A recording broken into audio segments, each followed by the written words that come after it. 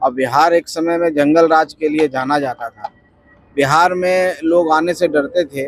उनको भारत रत्न मिलना चाहिए। विधानसभा हम सारी सीटों पर तैयारी कर रहे हैं, 243 सीटों पर तैयारी कर रहे हैं। 243 सीटों पर हमारे कार्यकर्ता हैं और हमारे लोग हैं और सब मेहनत कर रहे हैं। नमस्कार, प्रणाम। मैं हूं राजन कुमार। आप बने हुए न्यूज पेयर के साथ। देखिए, जीताराम मांझी के बेटे संतोष सुमन ने बड़ा बयान दे दिया है। विधानसभा चुनाव से पहले 243 सीटों पर किस तरह से होगा खेल वो बता दिया। और उसके बाद आपको बताते चले कि मांझी की तरफ से सबसे बड़ी मांग की गई है केंद्र सरकार से।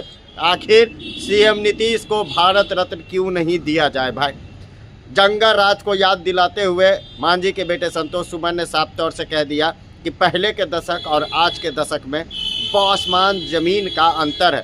पहले के लोग शाम होते ही घर से बाहर नहीं निकलते थे और आज का ज़माना ये आ गया नीतीश सरकार में कि बच्चियां पढ़ने के लिए स्कूल साइकिल से जाती है, निफिकिर होकर घूमती है फिरती है।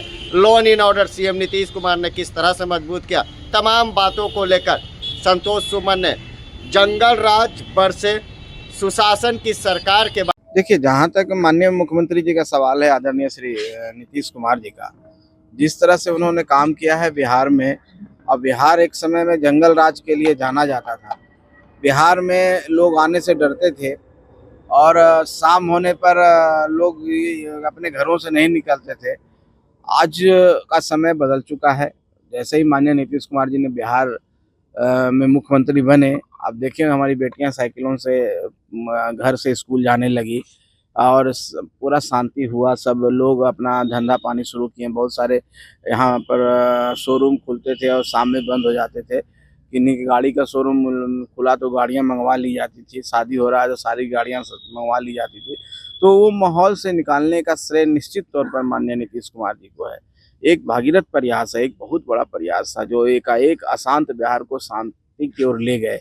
उसके बाद इंफ्रास्ट्रक्चर डेवलपमेंट आप देख रहे हैं कि पहले बिजली नहीं आती थी, हम लोग छतों पर इंतजार करते थे। बिजली आती थी तो पूरे मोहल्ले में एक बार हल्ला होता था और सब लोग नीचे जाते थे सोने के लिए। अब उसी बात नहीं है।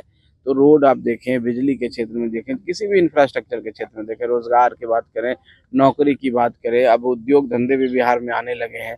तो सब मिला करके हम सुशासन का राज है, कानून का राज है और शांति है और तरक्की है। तो इतना इस स्टेट को, जो बीमारू स्टेट में गिनती था, उसको हम आगे ले जाने का काम कर रहे हैं। आने वाला 5 साल में हम समझते हैं डेवलप स्टेट के श्रेणी में हम आ जाएंगे।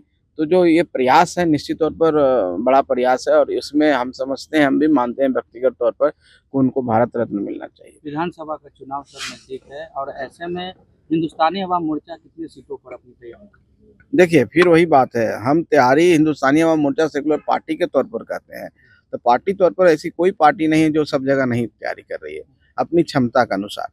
अब जितनी मेरी क्षमता है, हमारी पार्टी की जितनी हमारी हमारी संगठन क्षमता है, क्षमता का मतलब संगठन क्षमता है, हम सारे सीटों पर तैयारी कर रहे हैं। 243 सीटों पर तैयारी कर रहे हैं। 243 सीटों पर हमारे कार्यकर्ता हैं और हमारे लोग हैं और सब मेहनत कर रहे हैं। हम चाहते हैं कि ज़्यादा से ज़्यादा हम संगठन के रूप में मजबूत हों, संगठन का विस्तार हम सब सीटों पर करें। बाकी आपका जो इशारा जिस ओर है वो अभी समय नहीं आया। जब समय आएगा, बातचीत होगी, बैठ के जब सारी बातें होंगी तो निश्चित तौर पर आपको भी खबर करेंगे कि हम कितनी सीटों पर। आपके पिता लगातार 20 से 40 सीटों की डिमांड ज्यादा ध्यान कितनी सीटों पर आएगा सर? जितनी सीटिंग सीटें हैं फिलहाल उस पे या फिर उससे ज्यादा? अब देखिए, आप लोग का तो इस तरह का जो सवाल है, अब इसको हम, आप इसको किस वे में लेते हैं, चाहे हम इसको किस वे में ग्रहण करें, आपकी बातों से तो कुछ अलग ही बात झलकती है। हम उसको अभी मीडिया में नहीं बोलेंगे, लेकिन इस तरह की बातें नहीं करें, अच्छा रहेगा। हम लोग सब समझते हैं, राजनीति में हैं, हम इतना ही कह देते हैं कि किसी गठबंधन में है तो विश्वास के साथ है, किसी गठबंधन में है तो विचारधारा के साथ हैं। और जब विचारधारा एक हो, जब जनता का सेवा करने आए हैं, तो कुछ लोग चक्कर में रहते हैं कि हमको कहाँ से फायदा हो जाए। तो उस तरह के चक्कर में हम नहीं रहते हैं, ना हमारी पार्टी रहती है। ये सीट का कोई मामला नहीं है। सम्मानजनक तरीके से सबका सम्मान अगर हो और सम्मान के साथ सबका समझौता होगा और निश्चित तौर पर होगा, तो उसमें हम लोग खुश हैं। बाकी जहाँ तक बात होगा, ये बात आपको कहने की जरूरत नहीं। हम लोग बैठ करके आज शांति से सब काम कर लेंगे, इसमें कहीं पर कोई इफर्ट नहीं है। मंत्री जी चाह रहे हैं कि चिराग पासवान को जितनी सीट मिले उतने आपको भी सीट मिले बिहार में। ये कौन कह दिया आपको? कोई तुलना ही नहीं होता है। हम लोग क्यों तुलना किसी से करें? सब अपनी अपनी अपनी बातें करते हैं। हम अपनी बात करेंगे, जब हम बैठेंगे तो अपनी बात करेंगे। हम किन्हीं से तुलना क्यों करेंगे, ये तो बात सही नहीं है।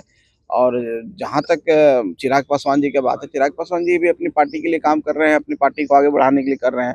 हम भी अपनी पार्टी को आगे बढ़ाना चाहते हैं। ये समय का फेर है, समय आएगा, धीरे धीरे सब हो जाएगा।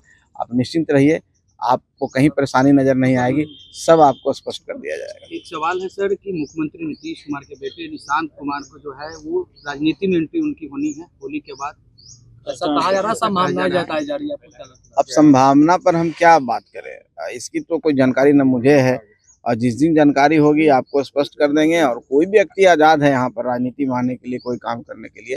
तो माननीय नीतीश कुमार जी के जो बेटे हैं वो भी इसी समाज के हिस्सा हैं।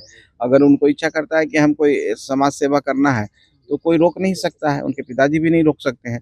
तो उनके अपनी इच्छा पर डिपेंड करता है। जहाँ तक मैंने वीडियो देखा है और कहीं क्लिप देखा है तो अध्यात्म की ओर जुड़े हुए हैं, उन्होंने तो साफ मना किया है। पता नहीं आप लोग किस आधार पर कयास लगा रहे हैं, आपके कयास पर